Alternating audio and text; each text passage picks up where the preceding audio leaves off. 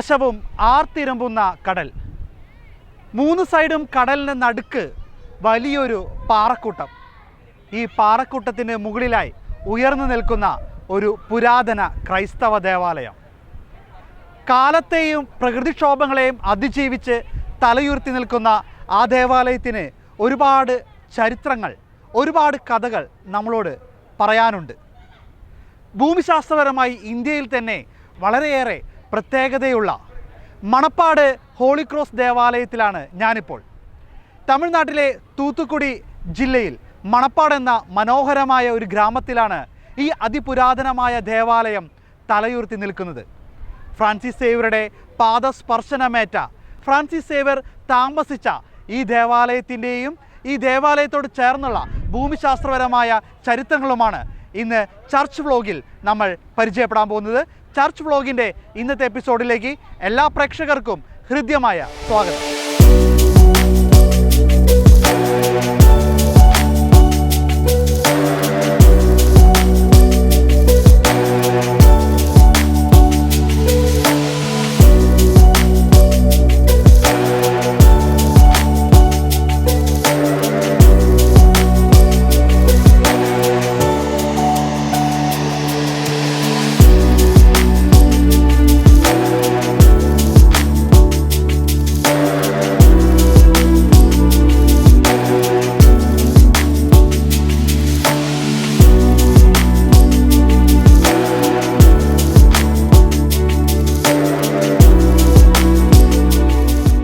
ആയിരത്തി 1542 മണപ്പാടിൻ്റെ ക്രൈസ്തവ ചരിത്രം യഥാർത്ഥത്തിൽ ആരംഭിക്കുന്നത്.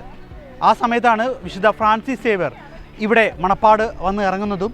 ഇവിടെ ഒരു പ്രകൃതി നിർമ്മിതമായി തന്നെ ഒരു ഗുഹയുണ്ട്. ആ ഗുഹയിൽ താമസിച്ചുകൊണ്ടാണ് ഇവിടെയുള്ള വിശ്വാസികൾക്ക് ക്രൈസ്തവ വിശ്വാസം പകർന്നു കൊടുത്തതും അതുപോലെ തന്നെ മാമോദിസ മുക്കിയതുമെല്ലാം. ആ ഗുഹയിലേക്ക് നമുക്കിപ്പോൾ പോകാം.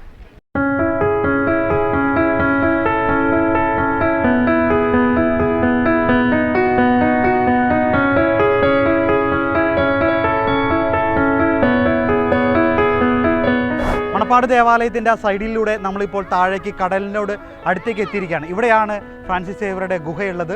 ഇപ്പോൾ എൻ്റെ പുറകിൽ കാണുന്നത് പുനിത സവേറിയർ ആലയം, വിശുദ്ധ ഫ്രാൻസിസ് സേവ്യറിൻ്റെ ഒരു ചെറിയൊരു ചാപ്പൽ ഇവിടെ നിർമ്മിച്ചിരിക്കുകയാണ്. ഈ ചാപ്പലിൻ്റെ താഴെയാണ് ആ ഗുഹ. ആ ഗുഹയുടെ മുകളിൽ ഒരു ചാപ്പൽ നിർമ്മിച്ചിരിക്കുന്നു. അതിന് താഴെയാണ് ഫ്രാൻസിസ് സേവ്യർ താമസിച്ചിരുന്ന ഗുഹ. ആ ഗുഹയിലേക്ക് നമുക്ക് പോകാം.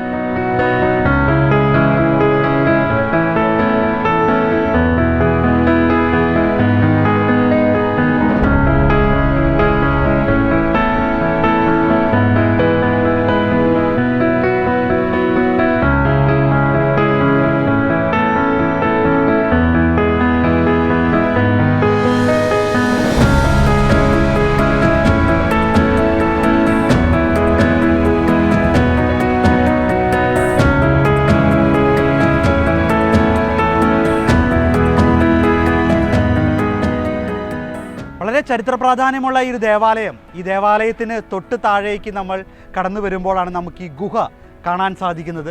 ഈ ഗുഹ എന്ന് പറയുമ്പോൾ നിങ്ങൾ കാണാൻ സാധിക്കും 3 സൈഡും കടലാണ്. ഈ കടലിന് നടുക്കായിട്ട് 3 സൈഡിനും നടുക്കായിട്ട് ഒരു ഗുഹ വരുന്നു.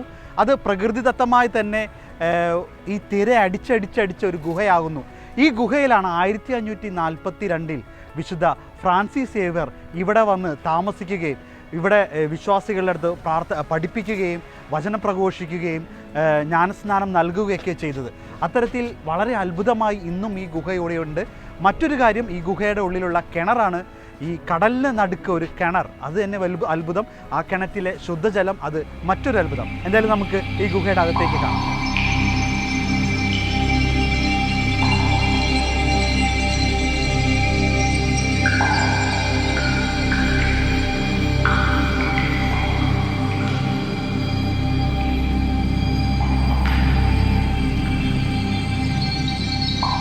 ഇതാണ് ആ ഗുഹയുടെ ഉള്ളിൽ ഭാഗം നമുക്ക് കാണാൻ സാധിക്കുന്നത്. ഏകദേശം ഒരു 4 തൂണുകൾ ഈ ഗുഹയുടെ ഉള്ളിലുണ്ട്.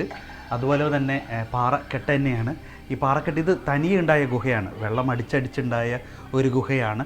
നിലവിലിപ്പോൾ ഈ ഗുഹയുടെ ഇവിടെ ചെറിയൊരു അൾത്താര പോലെ ഒരു ചെറിയ രൂപക്കൂട്, ഫ്രാൻസിസ് സേവറിൻ്റെ രൂപം വെച്ചിട്ടുള്ള രൂപക്കൂട് ഇവിടെ പണിതിട്ടുണ്ട്. ഒപ്പം രൂപം വെച്ചിട്ടുണ്ട്. നിരവധി വിശ്വാസികളോടൊന്ന് പ്രാർത്ഥിക്കുന്നു. ഒരു വളരെ മനോഹരമായൊരു അനുഭവം. ഫ്രാൻസിസ് സേവർ ഈ ഗുഹയിൽ താമസിച്ചു എന്നും ആ ഗുഹയിൽ ഞങ്ങൾക്ക് എത്താൻ സാധിച്ചു, ഇവിടെ വന്ന് നമ്മൾ പ്രാർത്ഥിക്കുന്നു എന്ന് പറയുമ്പോൾ തന്നെ അത് വലിയൊരു ദൈവാനുഭവമാണ്. വിശുദ്ധൻ്റെ മാധ്യസ്ഥം നമുക്ക് ലഭിക്കാം, പ്രാർത്ഥിക്കാം.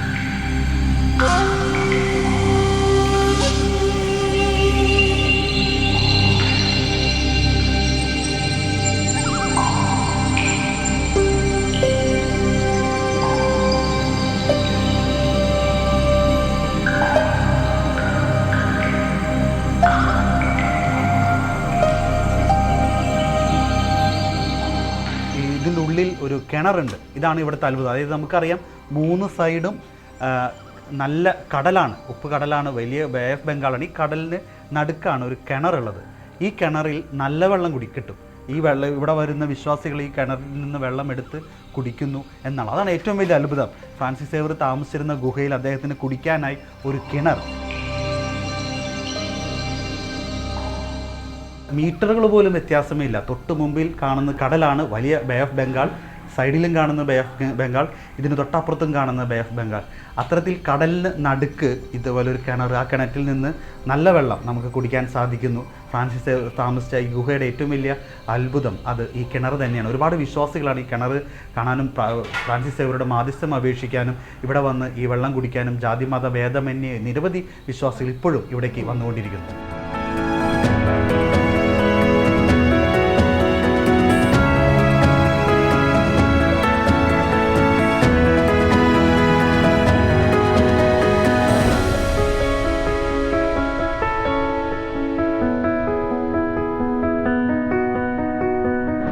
அனைவருக்கும் வணக்கம். திருச்சிலுவையே எம் ஏக அடைக்கலமே, ஏக நம்பிக்கையே வாழ்க.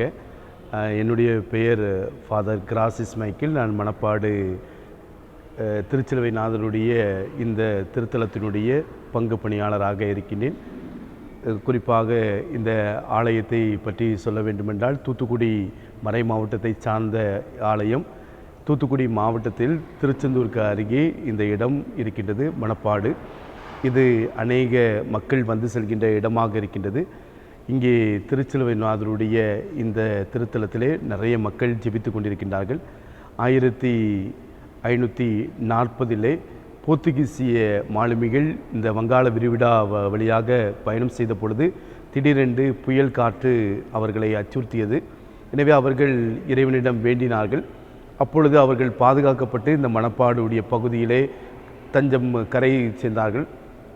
எனவே அவர்கள் தாங்கள் கொண்டு வந்த பாய்மரம், அந்த படகு செல்வதற்கு பயன்படுத்துகின்ற அந்த பாய்மரத்தை அவர்கள் இங்கே சிலுவையாக நட்டி வைத்தார்கள். குறிப்பிட்ட நாட்களிலே அந்த சிலுவையானது வளர ஆரம்பித்தது. அதுக்கு பின்பாக வந்த 1541 வந்த புனித சவேரியார், அவர் அந்த சிலுவையை மையப்படுத்தி ஒரு குடில் அமைத்து அந்த சிலுவையை மையப்படுத்தி ஒரு திருப்பலி தினமும் நடத்தி கொண்டிருந்தார். இங்கு வந்து தங்கி இங்குள்ள மக்களுக்கு அவர் போதித்து பல்வேறு மக்களை கிறிஸ்தவத்துக்கு கொண்டு வந்தார். எனவே தான் அவர்கள் கிறிஸ்தவத்தில் வேரூன்றியவர்களாக, கத்தோலிக்க கிறிஸ்தவ நம்பிக்கையில் வேரூன்றியவர்களாக இருக்கின்றார்கள்.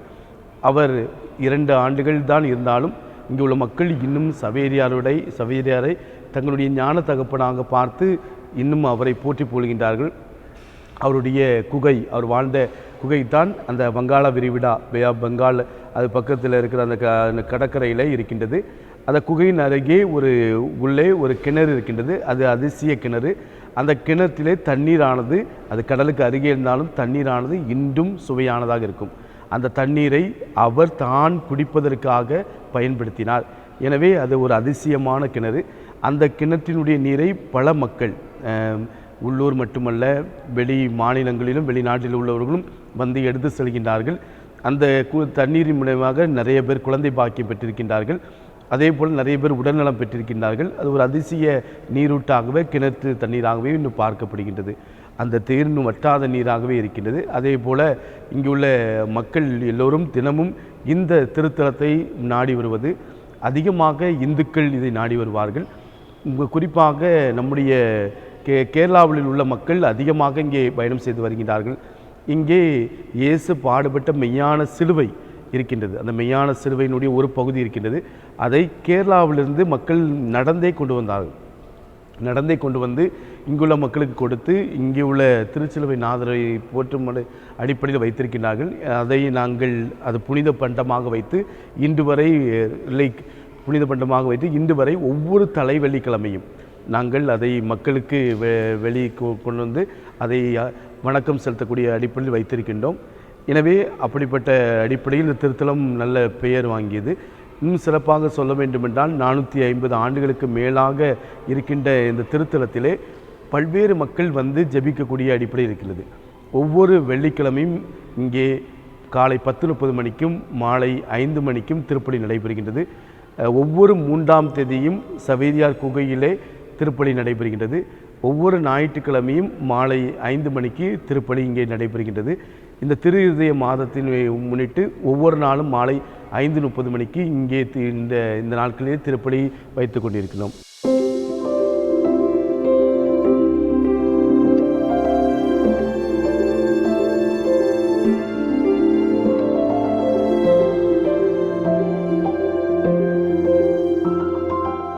മണപ്പാട് ഹോളി ക്രോസ് ദേവാലയത്തിൻ്റെ പ്രധാന അൾത്താരയുടെ മുമ്പിലാണ്. വളരെ ചരിത്രപരമായും വിശ്വാസപരമായും ഏറെ പ്രാധാന്യമുള്ള ഒരു അൾത്താരയും ദേവാലയവുമാണ് ഇത്. 1581 ഈ ദേവാലയം ഇവിടെ പണിയുന്നത്. ഈ ദേവാലയം ഇവിടെ പണിയുന്നതിന് മുമ്പുള്ള ഒരു ചരിത്രമുണ്ട്. ഒരു പോർച്ചുഗീസ് കപ്പൽ ഇവിടെ വന്ന് അപകടത്തിൽപ്പെടുകയും അതിൽ നിന്ന് രക്ഷപ്പെട്ട ക്യാപ്റ്റൻ പോർച്ചുഗീസുകാരൻ അദ്ദേഹം ആ കപ്പലിൻ്റെ കൊടിമരം ഊരി ഈ കുന്നിൻ്റെ പുറത്തൊരു കുരിശ് സ്ഥാപിച്ചു.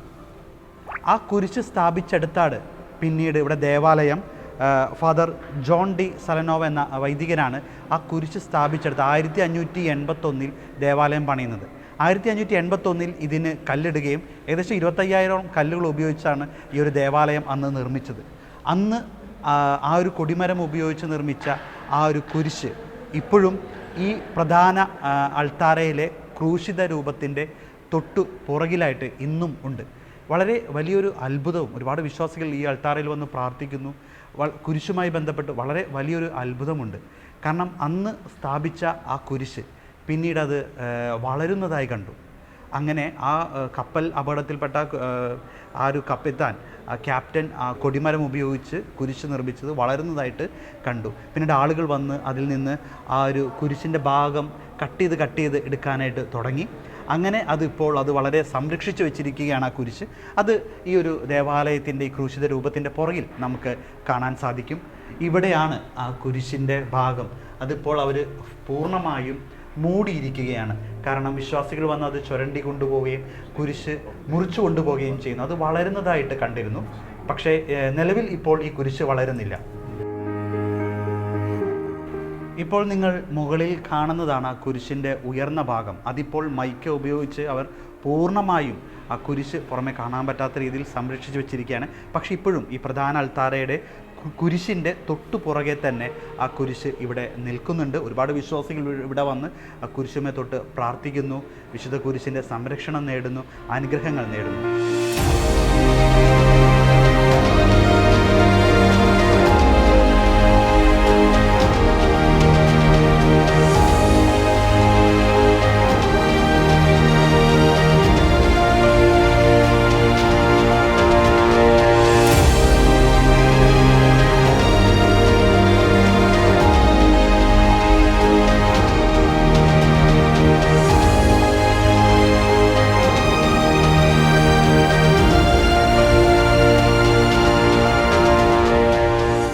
மணப்பாடு மக்களை எடுத்துக்கொண்டோம் என்றால் அவர்கள் தங்களுடைய நல்ல காரியங்கள் ஏதாவது செய்ய வேண்டும் என்றால் உடனடியாக இந்த ஆலயத்தை வந்து சந்தித்து விட்டு தான் அவர்கள் எங்கும் செல்வார்கள்.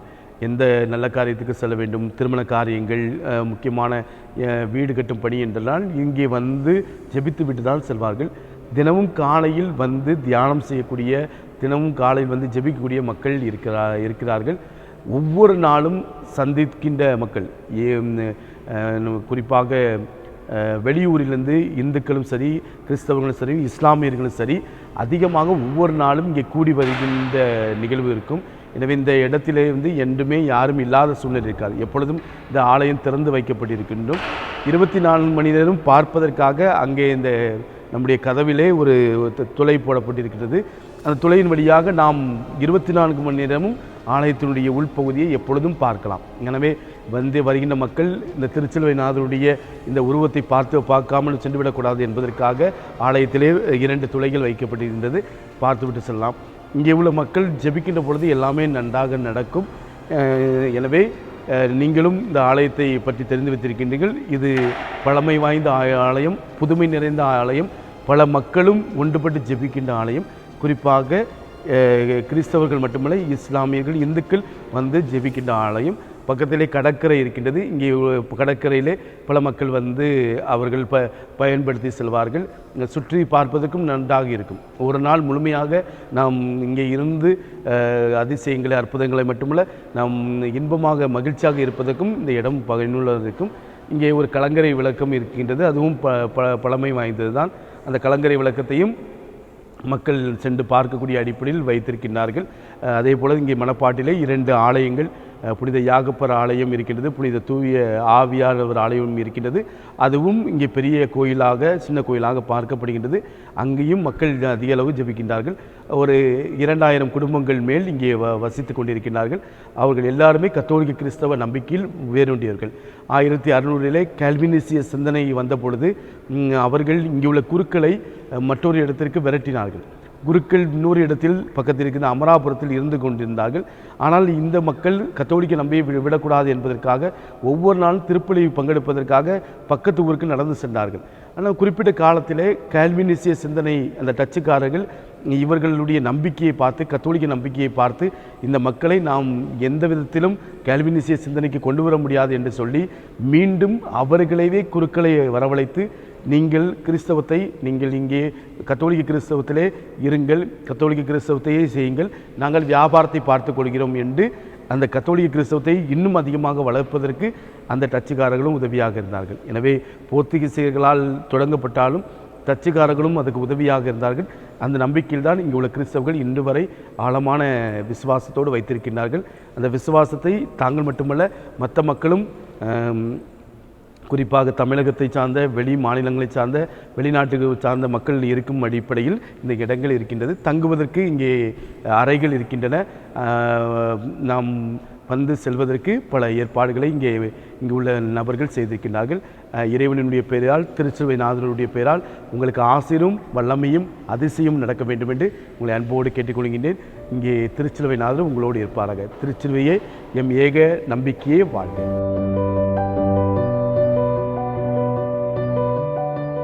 വിശുദ്ധ ഫ്രാൻസിസ് സേവറിൻ്റെ പാദസ്പർശനമേറ്റ ഈ മണ്ണ് അദ്ദേഹം 2 വർഷത്തോളം ഇവിടെ നിന്ന് വിശ്വാസികളെ പഠിപ്പിച്ചിരുന്നു. ആ മണ്ണിൽ ഇത്തരത്തിലൊരു ദേവാലയം ഉയരുമ്പോൾ അതിൻ്റെ പ്രാധാന്യം മനസ്സിലാക്കിക്കൊണ്ട് തന്നെ ഇത് പണിത ജോൺ ഡി സലനോവ എന്ന അച്ഛൻ 1583 അദ്ദേഹത്തിനൊരാഗ്രഹം, അതായത് ഈശോ പീഡാനുഭവം സഹിച്ച് മരിച്ച ആ യഥാർത്ഥ കുരിശ്, ആ കുരിശിൻ്റെ ഒരു ഭാഗം ഈ ദേവാലയത്തിൽ കൊണ്ടുവന്ന് സ്ഥാപിക്കണമെന്ന്. അങ്ങനെ അദ്ദേഹത്തിൻ്റെ ആഗ്രഹത്തിൻ്റെ ഭാഗമായി അന്നത്തെ മാർപ്പാപ്പ ആയിരുന്ന ഗ്രിഗറി 3-ാമൻ പാപ്പ അത്തരത്തിൽ ഈശോയുടെ കുരിശിൻ്റെ യഥാർത്ഥ തിരുശേഷിപ്പ് ഇവിടേക്കായി കൊടുത്തുവിട്ടു. പക്ഷേ അത് ഗോവയിൽ വന്ന് അത് ഇവിടെ എത്തിയത് കൊച്ചിയിലാണ്. അങ്ങനെ കൊച്ചിയിലെത്തിയ ആ വിശുദ്ധ കുരിശിൻ്റെ ഭാഗം ആഘോഷപൂർവമാണ്, നടന്ന് ആഘോഷപൂർവം ആണ് ഈ ദേവാലയത്തിൽ കൊണ്ട് സ്ഥാപിച്ചിരിക്കുന്നത്. അത്തരത്തിൽ ഇത് ഇപ്പോൾ ഈ ദേവാലയത്തിലെ എല്ലാ മാസാദി വെള്ളിയാഴ്ചകളിലും ഈ കുരിശിൻ്റെ തിരുശേഷിപ്പ് എടുത്തുകൊണ്ടുവന്ന് ഇവിടെ വിശ്വാസികളെ ആശീർവദിക്കുന്നു.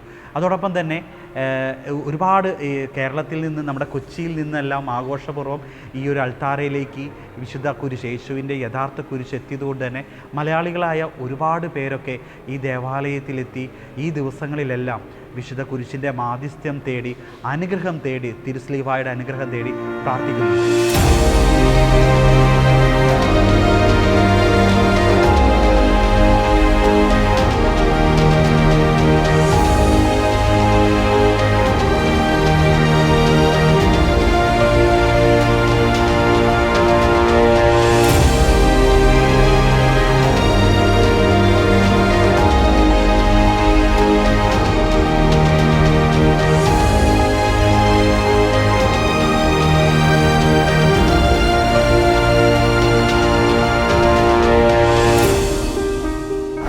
മൂന്ന് വശവും കടൽ, അതിന് നടുക്കായി കടലിലേക്ക് തള്ളി നിൽക്കുന്ന ഒരു അർദ്ധദ്വീപ് കണക്കെയുള്ള ഒരു പാറക്കൂട്ടം. ഇതിന് മുകളിലാണ് മണപ്പാട് പള്ളി സ്ഥിതി ചെയ്യുന്നത്. ഏറെ ചരിത്രപരമായും വിശ്വാസപരമായും ഏറെ പ്രാധാന്യമുള്ള ഈ ഇടത്തിലേക്ക് ഇപ്പോൾ വിശ്വാസികൾ, അത് ഇന്ത്യയുടെ പല ഭാഗത്തു നിന്ന് പോലും ഇവിടെ ഒഴുകിയെത്തുകയാണ്. ഏറ്റവും പ്രധാനപ്പെട്ടത് വിശുദ്ധ ഫ്രാൻസിസ് സേവ്യർ താമസിച്ച ഗുഹയും, ആ ഗുഹയ്ക്കുള്ളിൽ അദ്ദേഹം ദാഹിച്ചപ്പോൾ അദ്ദേഹം തന്നെ സ്വയമായി കുഴിച്ച ഒരു കിണറുമാണ്. 3 സൈഡും കടൽ, ആ കടലിന് നടുക്ക് അദ്ദേഹം കുഴിച്ച കിണർ, ആ കിണറ്റിൽ ഇന്നും കിട്ടുന്ന ശുദ്ധജലം, ഇതെല്ലാം ഇവിടുത്തെ ഏറ്റവും പ്രാധാന്യമുള്ളതാണ്. ഒപ്പം ഈശോയുടെ കുരിശിൻ്റെ യഥാർത്ഥ തിരുശേഷിപ്പ് ഇന്ന് ഈ ദേവാലയത്തിൽ നിൽക്കുന്നു.